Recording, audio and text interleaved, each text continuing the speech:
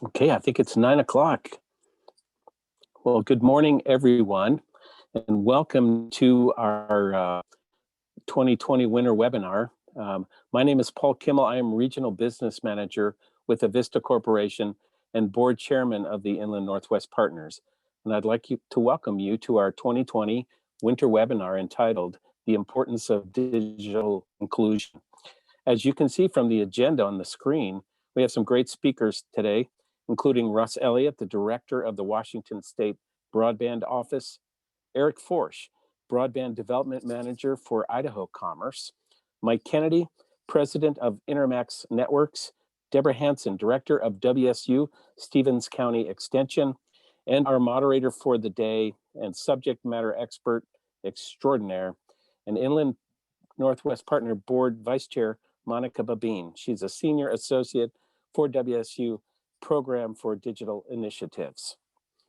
Before I turn the program over to Monica, I'd just like to highlight a few important things and talk a little bit about our investors, sponsors, members, and meeting attendees, which without these services and support, all of this meeting and important information would not be possible.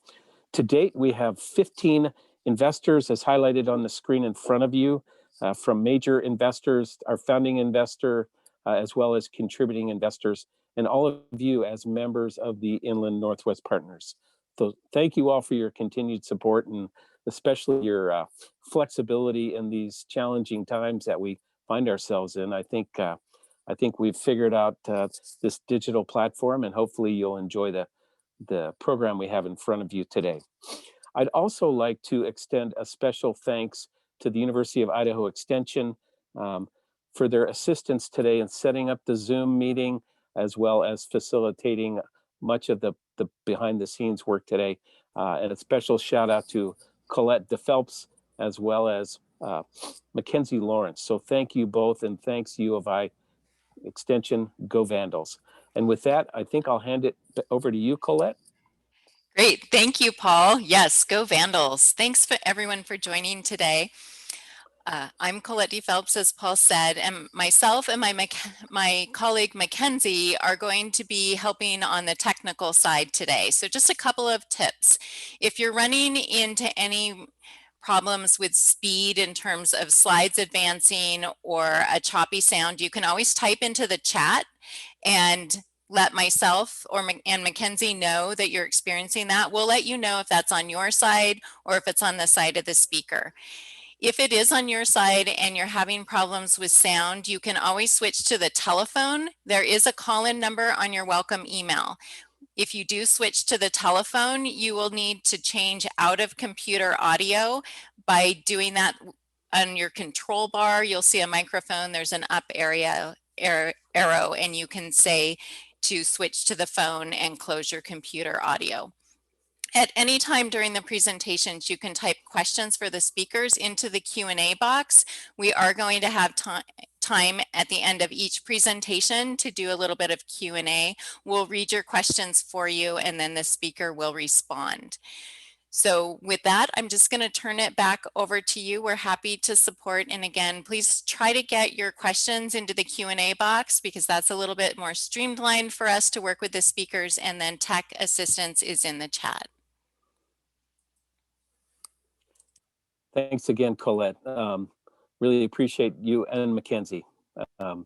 So with that, I'd like to turn the program over to Monica Babine. And there are a few people that are as passionate about connectivity and broadband expansion in the state of Washington and across the Inland Northwest than Monica. So it's a great pleasure and delight to have her moderating this today. So please help me welcome Monica Babine. Thank you, Paul. And I too would like to extend my appreciation for our Inland Northwest Partners supporters, for Sharon Matthews, our Executive Director, for our Inland Northwest Partners Board, and to the Go Vandals team that are helping us with technical assistance today.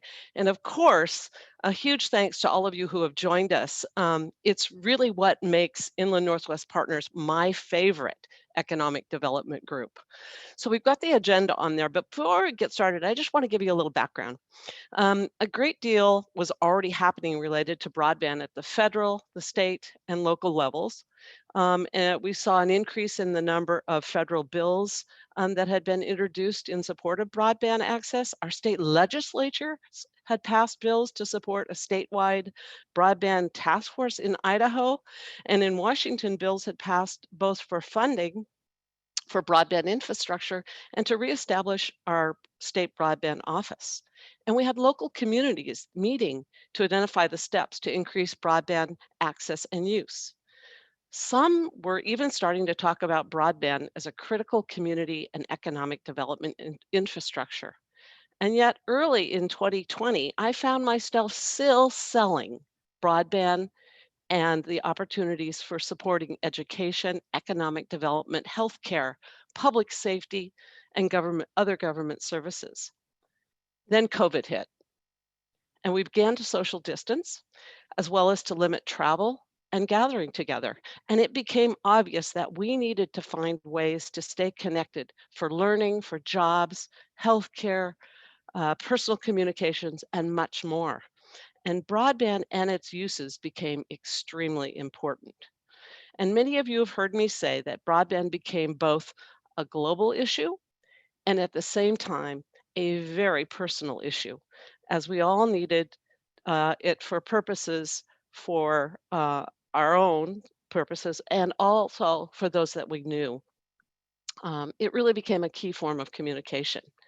So COVID highlighted what many of us already knew, that increasing broadband awareness, access, and its use was important for almost everyone. So fast forward, and although we still have a long ways to go, we have seen some great strides. And I'm delighted to have this opportunity today for you to hear from some of our public and private leaders in the region about the efforts that they have been involved in to tackle the so-called digital divide. One theme that I believe will come through loud and clear is the importance of partnerships. We still have big broadband holes, and the only way that we're going to solve them is through partnerships with public, private, and nonprofits, working collaboratively with those of you involved in your communities and in our two great states. So before we hear from our panelists, I'm going to set the stage by sharing a few slides provided by one of our key partners, the U.S. Commerce, National Telecommunications and Information, the National U.S. Commerce, National Information Telecommunications Administration. So let's start with just a few basics. What is broadband? Well, broadband is high-speed internet access. And how do we define it? Well, the FCC defines it as download speeds of 25 megabits per second and upload speeds that are at least at 3 megabits. And my slides aren't advancing. There we go. So why does it matter? Really, broadband is something that connects us to each other, connects us within our communities, and it connects us to the world. And it matters for education, it matters for healthcare, it matters for our businesses, public safety, government, and really just in general for our communities. And when we have broadband in our communities, we truly can be connected. Not only can we do all those things that we saw on those last few slides, but we also have so many more options to help our residents and our businesses thrive. Now it's time really to hear from our panelists, each of whom really have been doing the heavy lifting to increase broadband access and use. So our first two panelists you saw on the agenda includes our two state broadband leaders. So Russ, if you'll go ahead and put your slides up, I'll just say a few words about you and then you can get started. So Russ is the director of the Washington State Broadband Office. Prior to his role in Washington, Russ stood up the Wyoming State Broadband Office. Russ has 25 years of C-level leadership, including 12 years building, running, and eventually selling a Western Colorado broadband company, an internet service provider. He has extensive service in a variety of technologies, and we are happy to have Russ with us. So Russ, tell us a little bit about what's going on in Washington. Well, good morning, Monica and Paul. Thank you for having me. And you know what? So I just want everybody to understand that James Brown was the godfather of soul, right? Monica Babine is the godmother of broadband. I'm going to tell you right now. That's just it. It's going to stick, Monica, and that's just the way it's going to be. And we'll have to do some videos and maybe a music video or something. So, but I appreciate the opportunity to be here and share a little bit about Washington State Broadband Office. And my colleague Eric will get to talk a little bit about Idaho afterwards. We're real excited about the energy that we've got going on up here in our states in the Northwest, and excited about all the opportunities ahead. And I'll share a little bit about where we're at and where we're going. First of all, though, you guys in the Northwest Partners, Monica's favorite group, which is what she just said. She said in the Northwest Partners is her favorite group, right? So that hurts, because I thought some of the groups I was on and putting together with Monica were favorites, but we'll let this be. This must be a very good group then. You guys are promoting community economic development. I'm going to tell you right now, at the front of this, there is no more important economic development opportunity than broadband and infrastructure right now, especially in our rural areas, especially in the eastern part of Washington. I think northern Idaho probably qualifies in the same boat.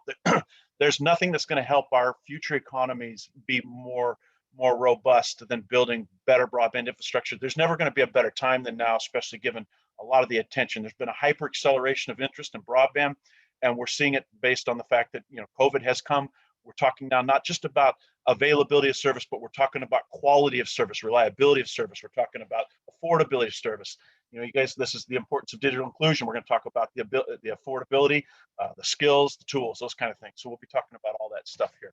So quickly on the Washington State Broadband Office, stood up in last year. I've been here now a year and 2 weeks, and we are in. I sit under Commerce. I was appointed by the governor. I sit under Commerce, and I sit under the governor. So I kind of sit in an interesting location here. But inside of Commerce, there's a lot of great work going on, and just we'd like to promote that as we do these slideshows, talk about all the great work the Washington State Department of Commerce is doing here. In Senate Bill 5511, which stood up this office and brought me to this state, there were some goals that were outlined, and basically I call them our legislative mandates. So if we look at it from a standpoint of a speed goal, first of all, the speed goal was by 2024, everybody in the state of Washington would have 25.3 internet service, and then by 2028, everybody would have 150 megabit symmetrical service. That's everybody in the state of Washington.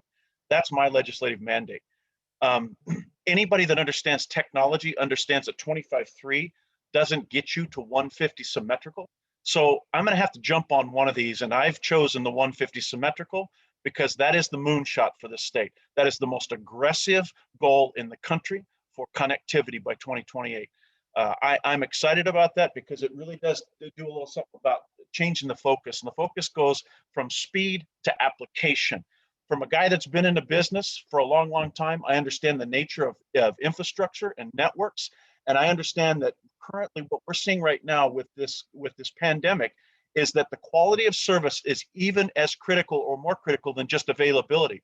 We're seeing people do work from home, school from home, healthcare from home, commerce from home, entertainment at home, and sometimes all of those at the same time. We need better connectivity at the home. We need to talk about application-based services and stop monkeying around with 25.3 and 10.1. That's yesterday's technology. That's yesterday's conversation. Let's move forward, and let's do a service to the people in our future generations that we're building infrastructure for today, and grab a hold of symmetrical broadband, build some future-proof scalable networks, and let's do a service to the people of these states. That's my goal. I'm pretty passionate about it, as you can tell.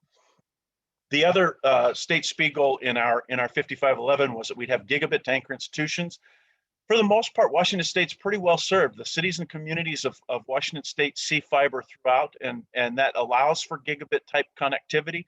Our K-20 network is well endowed with gigabit type services throughout. So we're seeing very good gigabit to urban and city centers. Now that challenge is getting that broadband outside of there, and how are we going to do that, and what are we going to do to encourage that? In Washington State, what we talk about a little bit here is we have to quantify the conversation.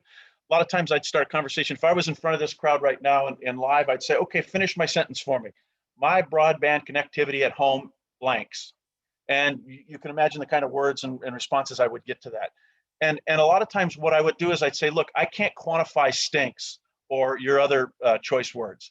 What I can do is send you home, have you do a speed test, register that speed, and then show me exactly where you live and what your speed is, so I can talk more quantitatively and intelligently about, in fact, what you have, what's available, and what the challenges are in your region. So we've adopted a speed test mapping protocol here in Washington State that started about 3 months ago, really got into it about 2 months ago. And we're up to about 40,000 respondents on the map, which is really starting to outline areas of concern and need. And it makes it very visibly pleasing for me, because it makes it real easy for me to see. Anything red and black is bad. You know, and if you don't have the Hollywood squares coming up over my map like I do, and you look over at Stevens County here, you see a tremendous amount of red and black there in Stevens County, Ferry County, and Pend Oreille, which I think is indicative of the challenges we have nationally. We were fortunate enough to have a meeting with FCC Chairman Pai and Deb Hansen and the broadband action team there in Stevens County. And in that meeting, I was able to show him this map and show him that, in fact, his maps on the federal side show Ferry County, Stevens County, and Pend Oreille County all having very good connectivity and not being available for any federal funds at this point in time. And our map was a very handy tool to show him that perhaps his maps are not quite accurate. So, and I think he knew that. So what we're trying to do here now is really start to quantify that conversation, identify areas of low-hanging fruit, and really start to help those folks rally around those conversations, discussions. We're seeing these numbers not change much on the percentage side. Washington State defined broadband less than 25.3 as unserved, not underserved, unserved in Washington State. So we're pretty aggressive around that as well right now too. So as we start doing the speed test, we start looking at the quality of service. Granted, there's some challenges here. Could be internal network issues. Could be that people aren't buying the highest available service. We understand that. I'm not acting on onesie twosies. I'm looking for patterns and good sample sizes of data. And as we start to look around, we're starting to see that almost 40% of the folks that we are surveying are less than 10 megabits download. And in fact, about 7% of those folks are showing unserved completely without access. Those unserved areas, we're starting to get a lot of information on why are you unserved. So when we start to talk about the importance of digital equity and inclusion, we talk about why I can't afford it, why it's not available, why I don't have the skills, I don't have the tools, I don't understand it, I don't know how to do it. We're collecting that information on the map, and you can see the black dots are giving us a lot of that. And you see a lot of these black dots are along our I-5 corridor where we have very good service. So we can start to drill down on the fact that it's probably an affordability metric, and we're going to have to start to address that here in our state, because we do not have any kind of subsidies for affordability in our state. This is basically my favorite slide right now. It kind of tells the tale of why we're at where we're at, and I think this is a slide that's probably relevant across the country. And that is, you know, this is why we have the problem. The problem is, in the urban area, we have a lot of people over here. You've got the tremendous return on investment. You got a lot of take rate. You got a lot of providers. You got a lot of options. Those providers are competing on speeds. They're competing on quality of service. They're competing with price. And you're seeing a lot of good opportunity here. As the numbers of people in the areas wane, so do the providers. So does their interest. And as you start to get in that suburban area, we're seeing a lot of places around some of our more populated areas. Talk about Spokane, I get probably 2 emails a day from people just on the outskirts of the town of Spokane saying, look, my neighbor has it, I don't have it. And that's because they live in this area, in this beige area down here, in this kind of break-even area where, you know, these private providers have this obligation to get a return on investment for their boards and their organizations. And if there's a point where that just isn't going to be available, they're less interested in playing in that space. And hence this space then in the rural area, pre-COVID and now during COVID, same thing. Hard to do, hard to get private investment in there, because it's just not a big win. So we do have to start to talk about public-private partnerships. We have to talk about incentivizing that private player to come in and play. We cannot turn our backs on the private players. I know a lot of people say, well, let's just go public internet. $2.5 billion annually get invested in the state of Washington alone by private providers on infrastructure and services. I think it would be silly for us to turn our back on that and not embrace that and try to figure out how to enhance that a little bit more. So the state of Washington will be looking at ways to potentially build a kind of a universal service fund where we can have subsidies for construction, subsidies for affordability. We're going to be very aggressive at going after federal monies. We are hoping that when the feds come around after this election and consider a stimulus package, that broadband infrastructure will be in that stimulus package. And we're hoping that inside that stimulus package, they'll start to have some common sense around some of their federal programs that have been running the last couple of decades, have been inadequate at serving our unserved areas, and that potentially they'll allow us states who are now a lot more intelligent in this space to have some creative leniency on some of those funds, and maybe allocate a few of those funds to state block grants, so that we then can start to look at places like Stevens County, Ferry County, Pend Oreille, where the feds are considering them served. We know something different. Perhaps we could allocate some funds in there to really start to build some more robust infrastructure. Mapping, we're doing mapping to define it. We're rallying communities. Monica and Washington State University brought together broadband action teams. The state of Washington has embraced it wholeheartedly. That's going to be our policy and our platform going forward. We believe broadband is a community up discussion, no longer is a provider down. Providers, in that area where there's no return, they're not interested. They're not coming to talk, really. They might talk a little bit, but not really in the type of interest that we're going to need in order to build the robust infrastructure we need. So communities have to get intelligent. They have to rally around it. They have to get the right people at the table so they can have the right conversation and start the movement toward getting better broadband infrastructure. And that's what we're here to do. We're here to also build policies and support legislative directive to help those communities and really rally around these public-private partnerships, as I think that's going to be the future of our abilities.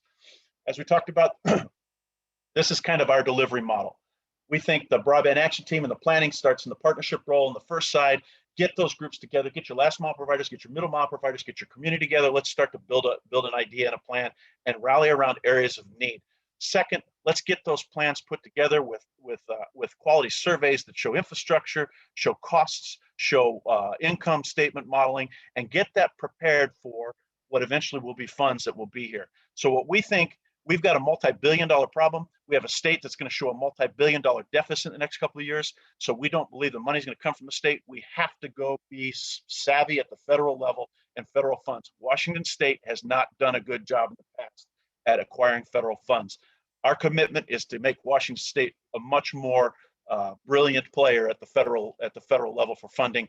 That's my office's number one goal, is to go and chase federal funds, make certain we get scalable, future-proof infrastructure, and then really work on the affordability metrics, the skills, the tools, and all those things that we need in the equity and inclusion realm. These are the 4 areas of focus that we have here. One, we're going to maximize federal funds. I said that over and over again. Scalable, future-proof networks, that's our primary focus and goal. If we have state funds, we're really looking to fund future-proof networks. We are agnostic on last mile, so we will look at some other technologies, but for the most part, what we're seeing right now is fiber is our preferred means of communication. It has unlimited capacity, and it's only constrained by the electronics you put on each end. So we really want to continue to build fiber out as far as we can. Address the last mile issue, again, being agnostic on some of the last mile stuff, and support the digital equity inclusion throughout the state. Big interest in that right now because of COVID and affordability in our urban areas. Digital equity inclusion, we've talked about it. We've got, because of the hyper acceleration of interest in this space, we have a lot of people coming to the table. And I want to make certain that I centralize those conversations, leverage the economies of the state and the scale and scope of state efforts, and make certain we bring those institutional knowledges together and really start to be effective in this digital equity inclusion piece. You can't talk digital equity inclusion without talking about some type of a funding program, and that's going to be the challenging thing we're going to have in Washington State that we're going to have to get over. One of the things we do here is we're really a sandbox for emerging technologies. We've got a lot of tech companies here in Washington State. We're blessed with that, so we try to take advantage of that. And I don't know if you saw recently, a couple of weeks ago, we announced the first national or probably international program with SpaceX, where they delivered 100% connectivity to a tribe that has been 100% unconnected and not really on anybody's radar. The Ho tribe out in the middle of nowhere, big trees, way west coast, just challenged to get there. Tens of millions of dollars to build fiber there. We partnered the Ho tribe with SpaceX and the Starlink technology. Kudos to the Ho tribe and their courage to go forward in a space that was unknown. They went for it. They did a great job. And I'm happy to announce that the Hoh tribe, every single Hoh tribal member has 100 megabit connectivity to their home right now with very limited millisecond latency, upload speeds of almost 50 megabits. They are better connected than probably 85% of the people in the state of Washington right now. So that tells you emerging technologies have the opportunity to change the way we do things here. So when we talk about 150 symmetrical by 2028, a moonshot, yeah, potentially it's a moonshot if we think yesterday's technology, potentially it's attainable if we start to talk about yesterday's technology along with a lot of the emerging technologies we're going to see come across our space. We're working with other folks in this state as well. Amazon Kuiper's got a low Earth orbit program going. Vista's got some really cool technologies they're playing with. The 2.5 gigahertz on tribal lands, we're working with them and their space on that. 5G cellular 600 megahertz, and the Microsoft stuff has just been phenomenal on the airband white space technology. So again, this is going to be one of our critical areas of focus. Funding is big right now, and I think my friend Eric from Idaho will talk about the same thing. A lot of interest. They were very forward thinking in Idaho, and they grabbed some of that CARES Act money and they put it towards broadband infrastructure. High five to Eric and his team over there. Great work. We weren't fortunate enough to get that to happen here in Washington State. I hope that if there is a second round of CARES money, a HEROES Act or something like that, that the state will have a reconsideration of allocating some of those funds to broadband, given the importance that broadband has right now. Other than that, we're going to see the FCC roll its RDOF program right now as we're speaking. They're going through the reverse auction process for about $20 billion. USDA has a Reconnect program that'll start up after the first year. That'll be probably $1 billion. Community Connect's open right now for somewhere between $30 and $50 million. We talked about the pending stimulus. You know, we've got our own state programs here with PWB just finishing a $17 million cycle. CURB, our Community Economic Revitalization Board, doing great work in the broadband space and getting funds out to these rural areas and making certain that we've got better broadband out there. So a lot of energy around it, and now's the time to take advantage, and that's what Washington State's committed to. I'm excited to announce the Better Health Together partnership with Washington State, and that's going to help Idaho as well.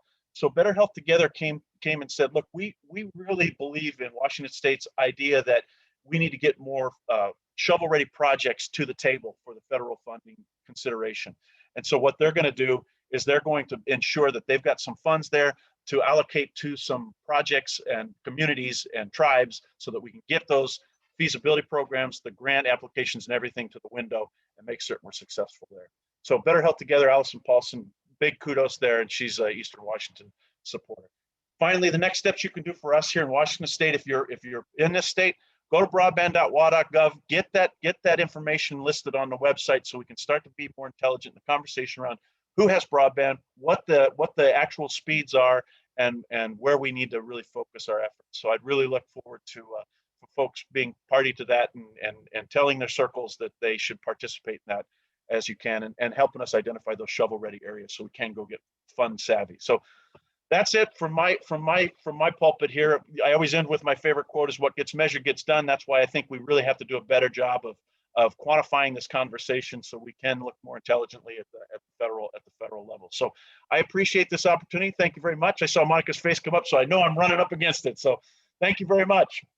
All right. Thank you so much, Russ. I really appreciate Russ's passion, and I also am thrilled about the Washington State moonshot to just blow away that Federal Communication Commission, FCC's broadband definition. So thanks so much. I see there are a few questions coming into our Q&A, and I just want to ask you to keep putting those in. We're going to have Eric Forsch from Idaho join us now, and then we'll take questions for both of our state leaders after Eric finishes his presentation. Let me just tell you a little bit about Eric. He is the Broadband Development Manager at Idaho Department of Commerce, and as the Broadband Development Manager, he manages their Office of Broadband with the goal of improving broadband infrastructure for communities across Idaho, and he's going to tell about some great successes that they've already had. Eric has worked at Idaho Commerce for, I think, almost 10 years. And prior to his broadband role, he served as a senior business attraction specialist and business retention, and he worked as an expansion manager. He was a market principal at Manpower in Boise, and Eric has also been an adjunct professor at the College of Western Idaho. I think, Eric, you also worked in the banking industry for a few years. So he has some great public and private private expertise, and we want to welcome him and hear the Idaho story. So take it away, Eric. Thanks, Monica. I really appreciate it, and I just want to say how honored I am to follow Russ. Uh, Russ's his slides are great. You'll hear me echo a lot of his comments, especially because I look at that what they're doing in Washington as a nice little roadmap, to what I want to do. Idaho, we like to think we're never necessarily always the first state to kind of do everything or do some things. But at least if we're second or third, we can at least learn from the leaders who've done it ahead of us. And I think Russ's examples that he shared with everyone are sum up that perfectly, honestly. So it's great, and I know that we have some great collaboration there, and we'll continue to do so. So, anyways, again, thank you very much to Inland Northwest Partners for allowing me to speak today and talk a little bit about what Idaho is doing on the broadband front. As as Russ said, we are, and Monica as well. This is such an interesting time. Our office is relatively new. We created in 2019. Governor Little established the Idaho Broadband Task Force, whose whole goal was to basically outline what Idaho needed to do in order to kind of bridge that digital divide, which again Russ talked about, and everyone here is kind of getting familiar with. What needs to happen in order to kind of increase that connectivity in Idaho. And so that was, we're not that long ago. That was a little over a year and a half ago. And then luckily enough in the spring, the governor, based on some recommendations from that task force, again, created the Office of Broadband. So that was late spring. And then I'm brought in here this summer in June, July. And so I feel very lucky that it's been a crazy couple months, although I wish that I was more in Russ's shoes and I've had more of a little over a year. So, but that's, you get what you take what you can get. So it's been exciting couple of months. We have made tremendous progress and headway with some of the things we've wanted to accomplish with broadband.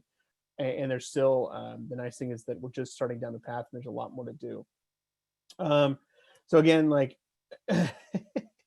COVID-19 has certainly helped our cause with broadband. And that's I laugh because it's kind of it's not a happy thing. It's kind of one of those things where it's exacerbated issues across Idaho and really laid bare some of the challenges that rural Idaho faces. And so you feel lucky sometimes when you're working on initiatives so that when everyone decides that they want to row in the same direction, that's a very fortunate sort of circumstance, especially when you're dealing sometimes with public policy and just trying to kind of make impacts in an economic development world. So we feel very fortunate like that, even though it's under such awful circumstances. So I guess. Hey, Eric, do you have a few Yes. slides that you're going to share with us? Oh, I do. Okay. Just before you get rolling too deep into this, I just want to make sure. No. Yep. We're great. So again, our goal, kind of like as Russ was talking about, was really to kind of strengthen relationships between communities and internet service providers, really develop, help those communities who maybe don't understand what their broadband infrastructure needs are, and kind of talk about a lack of, help them understand the lack of infrastructure, identifying those opportunities and where we can improve broadband.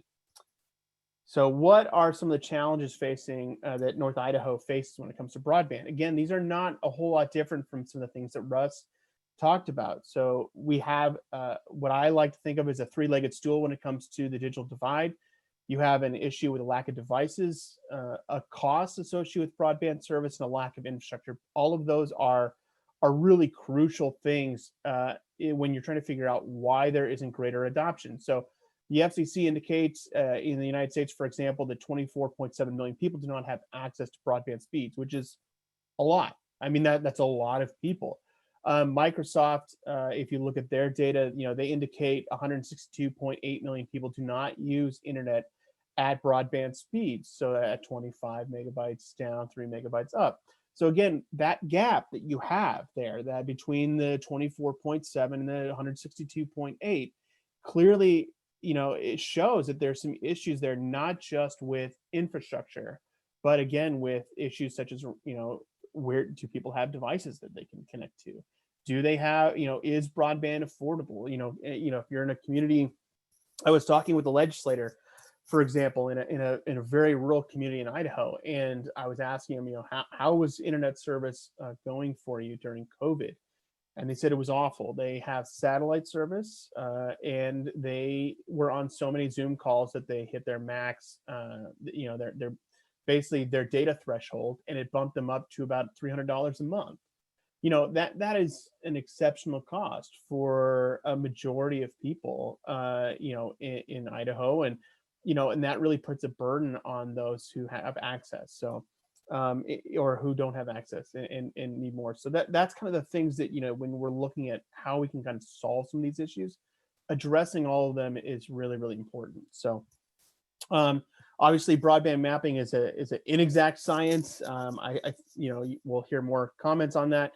But I saw a marketplace Edison research poll today saying that, or earlier last week, saying 30% of parents and guardians with kids learning online and making less than $50,000 say their internet access is inadequate for online school. So again, like that's 30% is a significant number that to be that we need to address. And when you consider that, in Region 2, the average wage for families is, $30,000, and in Region 1, the average income for individuals is $40,000. You can imagine that there's a lot of families that fall in those categories. So, interestingly enough, too, I noticed that saw a report from Pew that said rural America now has rural Americans are now 12% less likely to have home broadband. One of the factors they indicated in that change might be an increase in smartphone usage, which is great. Again, another opportunity as people shift from maybe using the internet on their computers to maybe using phones or maybe using iPads, which went up from 21% to 71% among rural Americans. And that's great, Eric, right? I mean, Eric, I'm yes. sorry to interrupt you. Your slides did not share. And so I'm just wanting to give you one more opportunity to try to share those. Oh, yes. Hold on a second. I'm sorry. We're going to do this again. I'm sorry, everybody.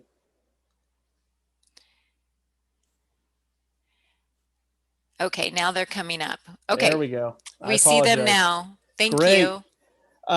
So anyways, increased cell service is great for a lot of rural communities, if they have it.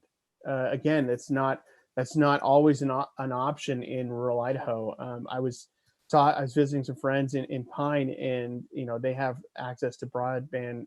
Well, their internet speeds are close to 10.1, and they don't have cell service. So it's one of those things where they can use a cell phone to do VoIP calls and to stream the internet. But again, you're limited because you have to be within range of your home Wi-Fi system to have any sort of connectivity. So again, how do we overcome those sorts of challenges in rural Idaho? Additionally, some of the issues out there are we have, especially in North Idaho, lots of mountains, lots of trees, woody areas, rivers, lakes, ravines. These issues make putting up more broadband infrastructure even more challenging. So that's, and even building out, and not just even doing a last mile, but even strengthening our middle mile opportunities is also a challenge due to those terrain issues. So some of the other things we're seeing, fortunately for us, is that we're seeing more people move to the state of Idaho. So this is, I just pulled this up this week. This is from one of my favorite North Idaho companies, MZ. So this shows demographics, change of population by county in Idaho and Washington and parts of Oregon from 2015 to 2025. So it's projection forward. Great thing for me when I look at this map is that I'm seeing an increase in population in rural communities, in rural counties. That's great. That's always been it's always a concern of mine in all my years of economic development work, is kind of keeping focused on how we're going to improve the lives of Idahoans in these rural communities. To see an increase there fills my heart with a tremendous amount of joy. It makes me very excited. I'm hearing so many stories now too of people wanting to move to more maybe remote, but definitely more rural communities if possible. And the things I'm hearing more are, is there housing? That's one. Do you have housing in your area, which is probably the biggest barrier, obviously.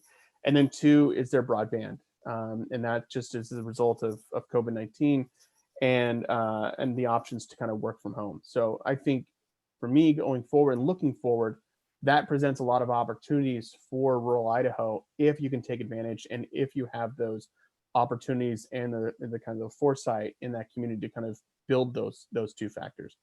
According to I saw a Gallup poll just recently, it said 60% of workers are now working remotely. So, and then nearly 2/3 of them who have been working remotely would like to continue that.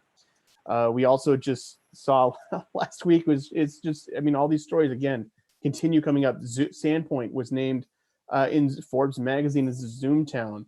So as they're seeing a tremendous amount of growth due to COVID-19 as people are moving there to work remotely. So again, these are I was on the phone yesterday with a community in Custer County that was talking about the influx of people in their community, and they were excited. Well, I mean, they were happy because they were seeing an increase, and of course they have a lot of fiber to the home in that area, which is one of the projects we're also working on, and it's kind of turning things around a little bit. So again, those are really, really great things that we're seeing and really positive impacts for the rural communities.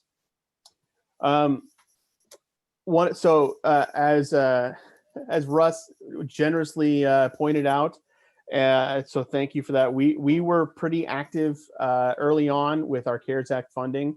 My hat is off to Governor Little and our CFAC committee and Director Keeley for being, kind of having that foresight enough to kind of want to pursue this path and go down and use CARES Act dollars to improve broadband in rural communities. We were uncertain how popular this was going to be, especially because the deadline to spend CARES Act dollars is December 30th. So it was a very short window for a lot of these companies.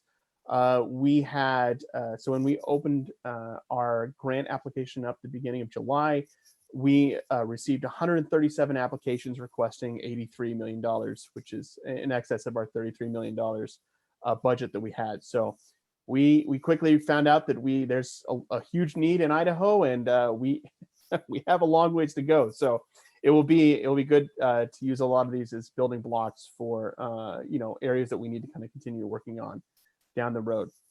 The goal of these projects were really we're focused in three groups.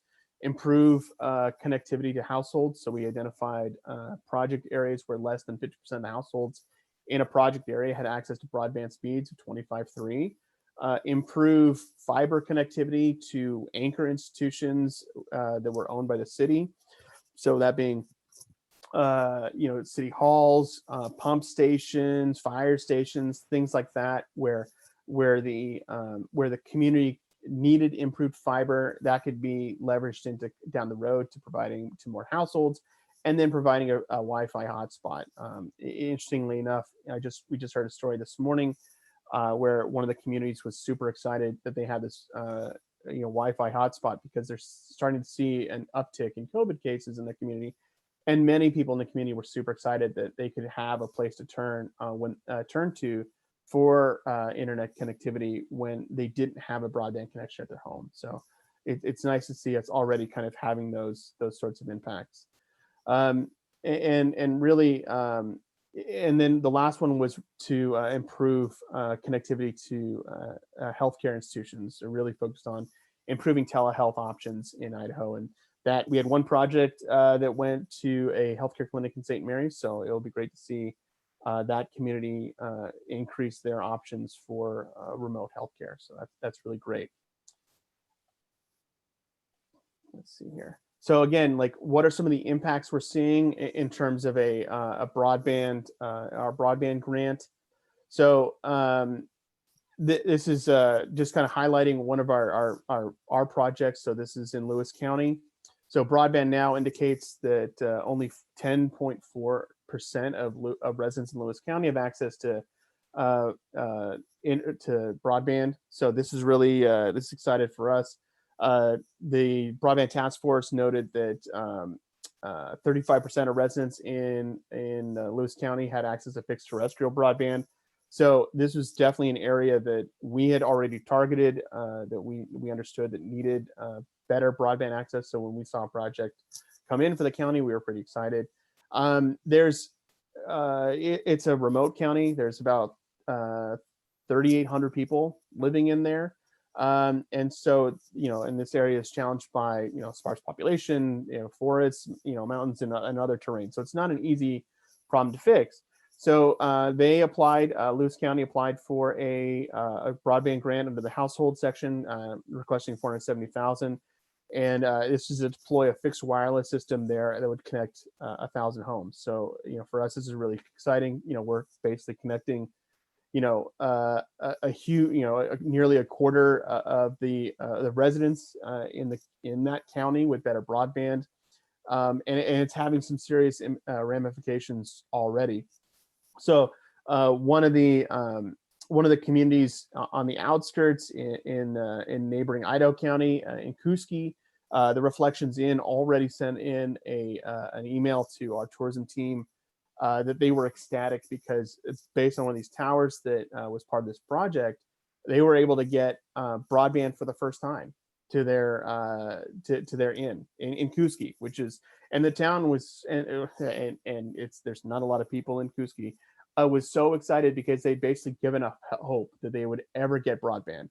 So now you have not only the people in that community, which are getting better connectivity, but also a hotel which can now say, oh, if you want to come stay with us, now you can make VoIP calls again, because there's not a lot of cell service up there. So again, the issue in rural Idaho, again, where you don't, the options are pretty limited. So now, people want to go up and stay. They need to do work, maybe stay a little bit longer in this hotel. It should have some broader implications.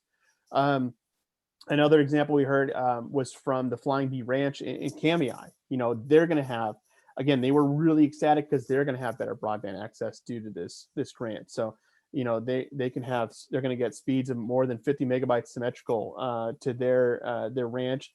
So now when hunters and fishermen come up, and anglers and corporate retreats come up, it doesn't mean that they have to be totally off the grid unless they want to.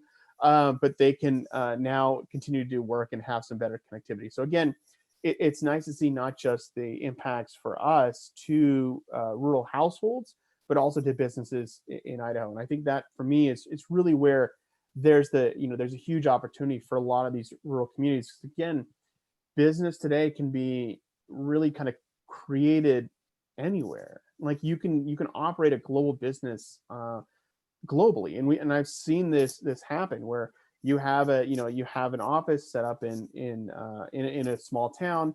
You can have your goods manufactured outside the area, shipped to another major metro, and then redistributed to communities across the United States or across globally. And now you can, even with better connectivity, you can now talk to all your employees that you need to, across the world or across the country. So being able to kind of do business globally or even nationally now is so much easier than it was even 5 years ago. And I think for me, that's what the real promise for a lot of our rural communities, just because, again, it provides those added jobs that we really, really need. So last thing, I'll just finish up. Here's our information. You can always find our broadband website on our Idaho Commerce page. You can always reach out to me with questions at eric.forsch@commerce.idaho.gov. And then I have an ask too, for anyone in Idaho, if you're experiencing broadband issues or of communities that have broadband connectivity challenges, please let us know, because our whole goal is to basically bridge those things together and kind of connect with ISPs and help those communities out. So just let us know and keep us in the loop, and let's continue working on improving Idaho's broadband. Thank you, Eric. That's awesome. I so appreciate you sharing some specific examples from some of the rural communities in Idaho and just sharing some of your successes. I mean, it's really impressive what you've done in such a short time in the state. So thanks so much. I'm going to ask Russ to turn his video back on. And now it's time for us to hear a few questions. And so Colette, I think you've gathered a few questions in the Q&A. I think there's time for folks to still add a couple more. I think we have about 10 minutes for Q&A. So let's bring them on. Let's see what these guys have to say. Great. Thank you, Monica.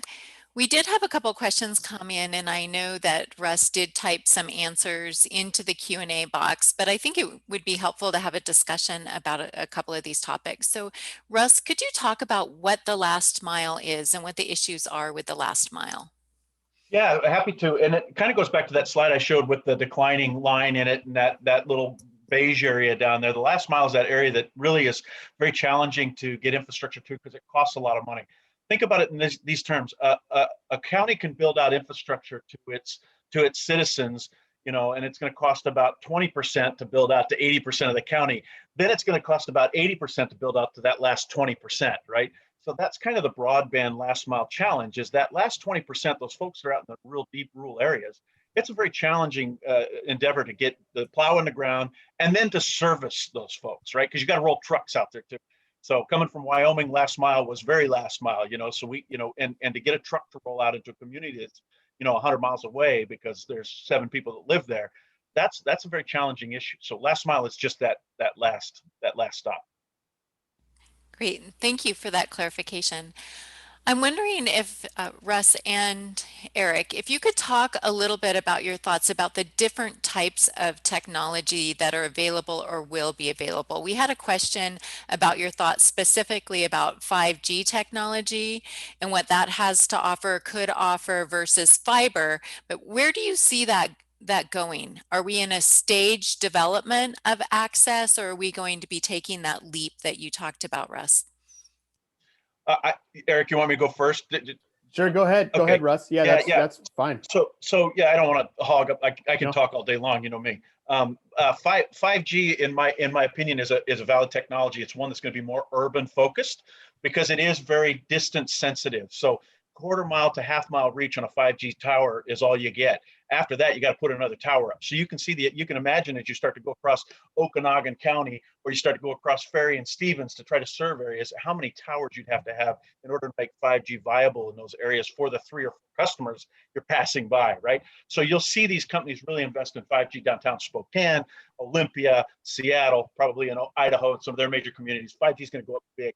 Now, that said, we are dealing in this state with T-Mobile and Sprint, who has a lower frequency 600 megahertz 5G technology that does have reach because it is on the lower frequencies, and it will clear hills and it will go past trees and those kind of things.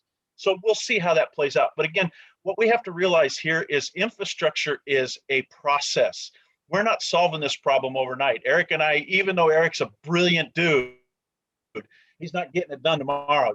It's going to take years to decades. It's just like if we're building highways and roads and bridges, right? It takes a long time. And you know what? The shortest thing to do is actually lay the fiber. The longer process is planning, getting the infrastructure together, getting the money together, starting to figure out all the right of ways and all that kind of stuff, and then making certain we've got folks to hook up. So, we have to remember this is going to be a long game, and there is no magic bullet. The low Earth orbit satellite, very interesting technology, bringing some very compelling disruptive technology. We'll see where that goes. A lot of time though before they get all those birds up in the sky. It's probably going to be years. So again, this isn't ready for prime time, but stay focused. We're going to stay focused on that big aggressive. Colette, and Colette, I would echo that. I mean, as an office, we're technology agnostic, but Russ is 100% right. I mean, I think the need to really, especially with 5G, is that you still have to build fiber. Right. You still and I think, we see a lot of fixed wireless deployment happening in Idaho, which are great options for a lot of these rural communities, again, because, if you're looking at like a fiber to the home project, where you're trying to spend, fiber to the home project for a community of 90 people with, if you have to blast through rock and then go over hills and then drag that fiber 13 miles to get that home. Well, that project will never pay for itself based on the amount of homes there. So, even if you have a fixed, the benefit of having fixed wireless is then you can then have broadcast out to larger project area, and then at a much reduced cost in terms of infrastructure. But again, to that tower, you still need to provide in most situations fiber. So again, to Russ's point, you're still building out that backbone, and that will only serve you benefits down the road. So as long as we're kind of continually building out that infrastructure and allowing it to be scalable and kind of strengthen and grow, that is what's key. Great point, Eric. And just to add on to that, even LEO, low Earth orbit satellite, needs fiber. Right. So right. that's compelling. So when you start to talk about that fiber infrastructure, that's not a waste of money, and it really is a good investment for states and communities. Great, thank you. We have another question, and Eric, if you want to answer for Idaho first and then Russ for Washington. Are you getting any investments from Opportunity Zone funds? That's a good question. We haven't. So we are. If you look at the broader Opportunity Zone projects, yes, we are seeing. We're seeing some mixed use, some family housing that's going in our Opportunity Zones. We haven't seen any Opportunity Zone projects related to broadband yet, but that is something that we're keeping an eye on and definitely trying to leverage. We could potentially be leveraging one here soon. There's some rumors about one being flushed out, so we'll see. But yeah, I would definitely be happy if we had more. Believe me, we have a lot of Opportunity Zone areas, especially in the rural communities. Yeah, in Washington, what we're seeing with regard to the Opportunity Zones is that becomes a scoring criteria for a lot of the federal grants. So where we are seeing Opportunity Zones, we are focusing some of our efforts to go and chase some of the USDA and FCC money. So that's what you'll see more around the Opportunity Zones. They become kind of an identifier for us to really focus in on chasing other funds for EDA or USDA or whatever. Thank you. We have another question that just came in. Have there been any projects that supply monies to the consumer to purchase service? For example, a rural community that has wireless via satellite, but it's unaffordable to the average consumer. So I think the question is, are there monies that are going direct to consumers to subsidize service? I mean, the only one that I know of, especially for Idaho, which doesn't apply to broadband, is Lifeline. And so that's the only thing that's out there right now. We, as a state, what we did do is the Department of Ed partnered with our CFAC committee to award $30 million in their Bridging the Digital Divide task force and goals, where they basically went out and bought a ton of devices for students across Idaho to kind of address those needs and cover some of the costs. So those sorts of efforts are out there, but we don't have anything specific right now that addresses reducing the monthly cost of broadband. Yeah, we're not either, and most of those funds that we talk about are passed through to the provider anyway. They're funds allocated to the citizen, but they're passed through to the provider. So nothing yet on this end. And even if we did stand up a state universal service fund, I think it would be a pass through then, to whomever's providing the service. Yeah, could I just add to their comments? I think one of the things that we see is, and I think this is what you were talking about, Russ, which is that we have some of the providers who have stood up for, especially for low income families, the opportunity to participate in programs that subsidize broadband. Comcast and some of the others have offered that. And we've seen some of those offerings extended during COVID beyond their typical offering. So we are seeing some of the private sector step up and do that. We also, through COVID, have seen some great services where folks have used CARES Act money to help provide mobile Wi-Fi hotspots to folks, so they can use them to do school, to work, and to support our emergency responders. So there have been some of those programs that we've seen. Anything else either of you want to say about that? And then I want to go back to the Opportunity Zone real quick, but anything else there? No, that's great, Monica. Okay. On the opportunity zone, it reminded me of something which I think we all could start to think about in our communities, and that is that oftentimes broadband can be coupled with other projects, and there are ways to get federal dollars for broadband as part of, say, a housing project. Or you're going to expand a sewer system and follow kind of a dig once approach where, gosh, we've dug that ditch up. Why don't we at least put in conduit for broadband, even if the federal funding source or the state funding source isn't for broadband and there's not an opportunity to peel off a piece of it.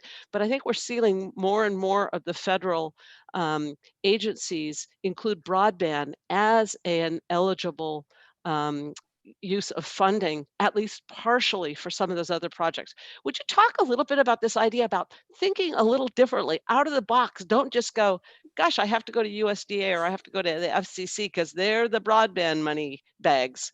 There are other opportunities. So talk a little bit about that before we move on to our private sector Russ, if participants. you can start if you want. I have a couple examples too. Go ahead, Okay. Josh.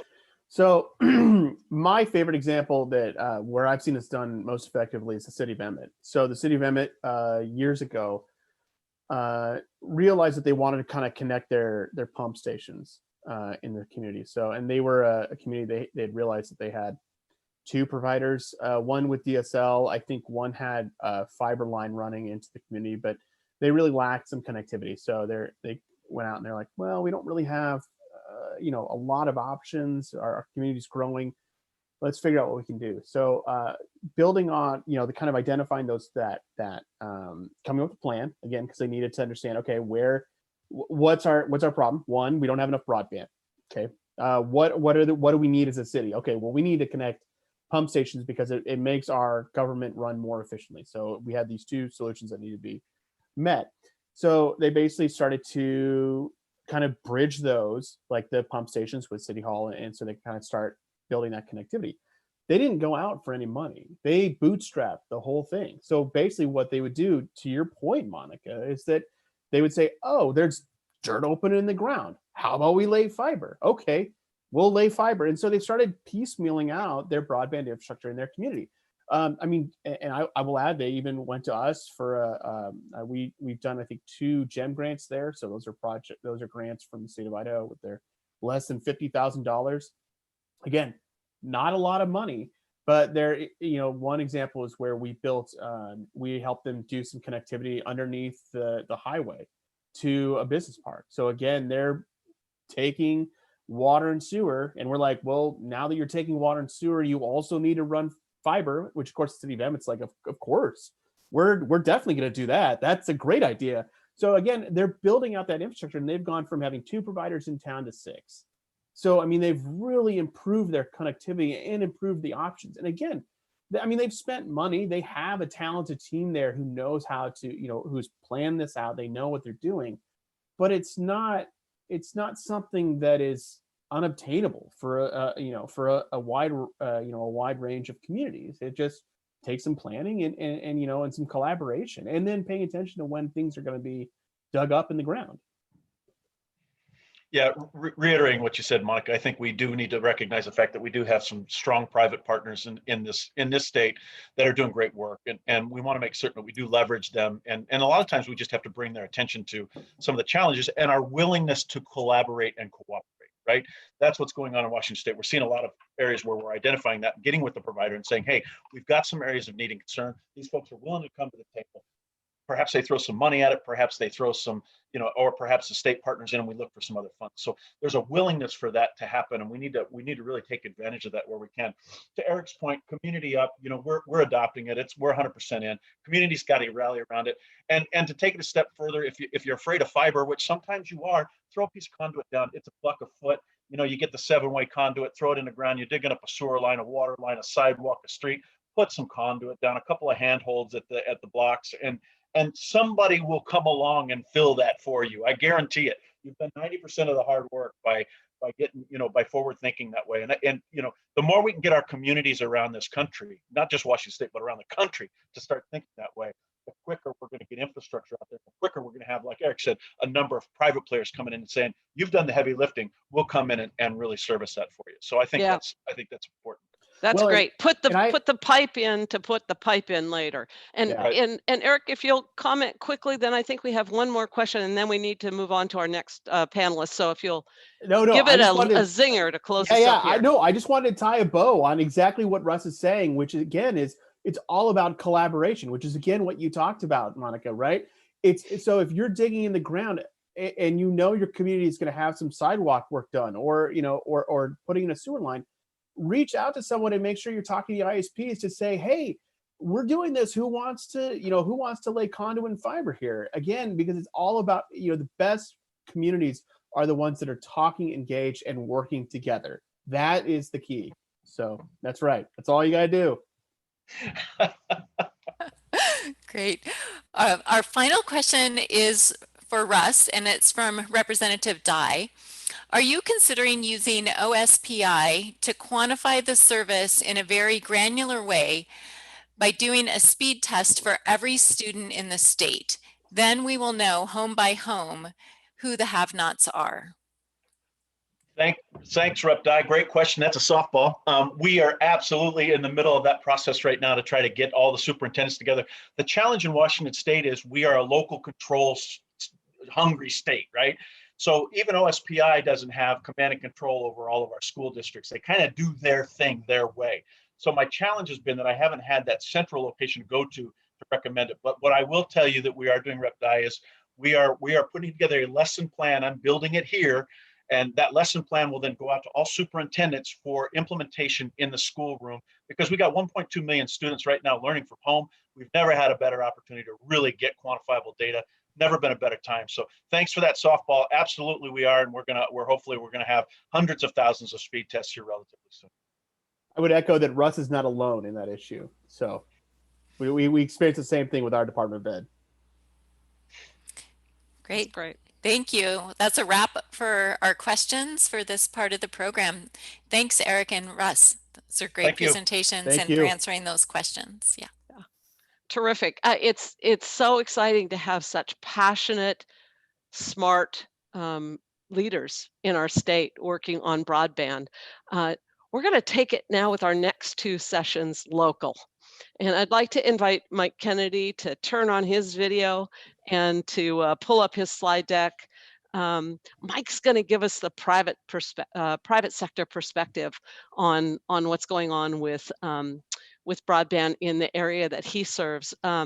Mike is the president of Intermax Networks in Coeur d'Alene. It's a technology company that's providing broadband, internet broadband, telephone, voice services, and IT managed services in North Idaho and Eastern Washington. He is, providing service in our Inland Northwest partner footprint. So this is exciting. Mike's an entrepreneur. He has started several businesses. And he's also worked in politics on campaigns, and he has also been a public servant, including 2 terms as a member of the Coeur d'Alene Council, and was the president. And he has served on a couple of boards that I just want to mention. One is a University of Idaho, James A. and Louise McClure Center for Public Policy and Research, and he was on the Idaho Governor's Broadband Task Force. So Mike, help us understand what it's like to be a service provider of broadband in rural northern Idaho and Eastern Washington. Thanks for joining us today. Thank you, Monica. Thank you, everyone on the panel, and certainly the attendees. Do a tech check. Can you see my slides? Okay. Am I sharing properly? Yes, you are. We can see them great. Okay, good. Well, what is it like to be a provider in rural areas? Well, during COVID, I'm actually going to jump back in and say, I need to correct what I said. We see your slides, but I actually am seeing them in presenter mode. How's that? That is good. Is that better? Yes. Thank you. I made the mistake of swapping something over, but yeah, so hopefully now as they move up, you can go through there. Is that work for you? It does work, and I'm going to check with a couple of our other panelists. Like Monica, do you see a cutoff on the far left of the slides a little bit? I do. All right, let me try. Sorry, guys. Can I just mention that if you're doing a technology session, there's always technology challenges. So let's just acknowledge that. Absolutely. I'm wondering if I can get out of full screen mode. Let me see. Well, what it's like to be a rural provider is there's a lot of alcohol involved, but there was none at the moment today. This is just a tech issue. Let me see here. So you can't see the screen right now? You can't see my No, slides? we do see the screen, though what we see cut off on the left side is about 2 letters worth of content. All right. Well, I apologize for that. I don't know what the situation is. I think it's workable. Okay. Well, there you go. I'm back, and I'll just start. And if it's not workable, you tell me if there's anything that's clearly missing, and I'll try to maybe make sure I cover what we need to cover in the slides as well. Okay, absolutely. Thanks. Thank you very much, all. A little bit of background about us. We are an independent company, privately held. We have 4 offices, which have been a series of acquisitions and expansions in Coeur d'Alene, Spokane, Sandpoint, and most recently we purchased a small internet provider, St. Mary's Gazette Record Internet. We are now, we own that company, and those clients are our clients. And so our footprint is pretty heavily around the entire inland Northwest, particularly on the Idaho side. In Spokane, we have we bought a small company called Tel West, which does voice services. And so we have a very rapidly growing voice business, voice over IP. And so on the Washington side, we aren't necessarily the ISP, but we're the voice provider. And we're picking up clients there already, like Northern Quest Casino, and working on some projects with some school districts in the Spokane County. So we're excited about that. We do work with businesses, schools, governments, healthcare providers. One of our bigger clients is the Coeur d'Alene School District, where we have a voice product for them. 2 partners and I bought the company in 2006. We had 3 employees and about 300 customers. Today, we just hired our 71st employee, and we have north of 4,500 residential and business ISP customers, and then a substantially larger number of monthly recurring business voice clients. We also do managed IT, as Monica mentioned, and those are companies and organizations where we can take care of their entire corporate network for them on an outsourced basis. And it's not just small companies. We have some large, in our perspective, large entities like Hospice, which is 120 nurses, Hospice of North Idaho, I should say, that travel around their footprint area providing hospice services. And we are their tech support folks for them, which connects us to the broadband needs as well, because in many cases where hospice clients are out in their own homes being cared for, the need for the nurses, or the desire for the nurses to be able to keep tabs and monitor remotely is significant. So we're about 18 years old, and you can measure ISPs in many different ways. We do have a significant fiber footprint. We connect back to Seattle via some leased fiber, and we have some all the way up past Sandpoint. We also are, as Eric mentioned, a fixed wireless provider. I'll get into that a little bit more later, and give a slightly nuanced perspective on some of the things Russ mentioned. Nuanced being, I'll tell him why he's dead wrong. Just kidding, Russ. So that's a little bit about our background. I wanted to show you a picture of our client base, because each one of these blue little dots represent clients, and they generally traverse the 95 corridor in Idaho, all the way up. We haven't seen your slide advance. I'm sorry. Okay. Let me see here. Going back up. Did that work? Did you see that one? It did not on my side. Okay. Let me stop sharing and reshare here because maybe that's part of my challenge. Let's see here. We can see the slide now. Great, thank you. Rebooting that a little bit helped. And so this map shows the picture of where our client base is. We have clients now from the Canadian border all the way down to the border of Latah County with our having joined the St. Mary's Gazette, their company called GNet.